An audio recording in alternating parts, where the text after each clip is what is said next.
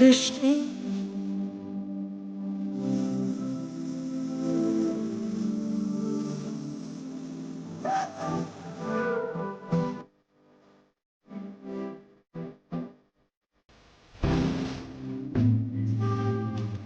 Instagram ಇರೋದೇ time ಪಾಸಿಗೆ ಅನ್ಕೊಂಡು ನೋಡ್ತಾ ಇದ್ದಾಗ ನಿಮ್ ವಿಡಿಯೋ ಸಿಕ್ತು.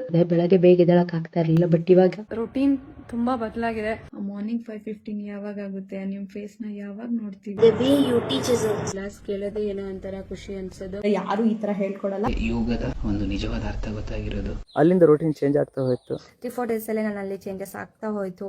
ತುಂಬಾ ಡಿಸಿಪ್ಲಿನ್ ಆಗಿದ್ದೀನಿ. ನನಗೆ ಈಗ ಬ್ಯಾಕ್ ಪೇನ್ ಅನ್ನೋದೇ ಇಲ್ಲ. ಹಾರ್ಮೋನಲ್ ಇಂಬ್ಯಾಲೆನ್ಸ್, PCOS, ಸಖತ್ ಪಿಂಪಲ್ಸ್ ಎಲ್ಲ ಆಗ್ತಿತ್ತು, ಇವಾಗೆಲ್ಲ ಕಮ್ಮಿ ಆಗಿದೆ. ನಿದ್ರೆ ಮಾತ್ರ ತುಂಬಾ ಚೆನ್ನಾಗಿ ಬರ್ತಿದೆ. ಮಾನಸಿಕವಾಗಿ ನೆಮ್ಮದಿಯನ್ನು ಕಂಡ್ಕೊಂಡಿದೀವಿ. ನಾನು ಓದಿದ್ದು ಬರೆದಿದ್ದನ್ನೆಲ್ಲ ಸಕ್ಕತ್ತಾಗಿ ಮೆಮೊರಿ ಪವರ್ ನನ್ ತುಂಬಾ ಇನ್ಕ್ರೀಸ್ ಆಗಿದೆ. ಇಂತಹ ಸ್ವಾರ್ಥದ ಪ್ರಪಂಚದಲ್ಲಿ ನಿಸ್ವಾರ್ಥದಿಂದ ಸೇವೆ ಮಾಡ್ತಾ ಇದ್ದೀರಾ.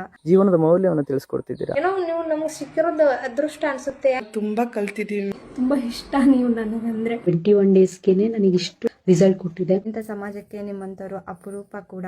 ನಾನು ದೇವ್ರ ಹತ್ರ ಪ್ರಾರ್ಥನೆ ಮಾಡ್ಕೋತೀನಿ, ಸದಾ ನಿಮ್ ನಗು ಹಾಗೆ ಇರ್ಲಿ.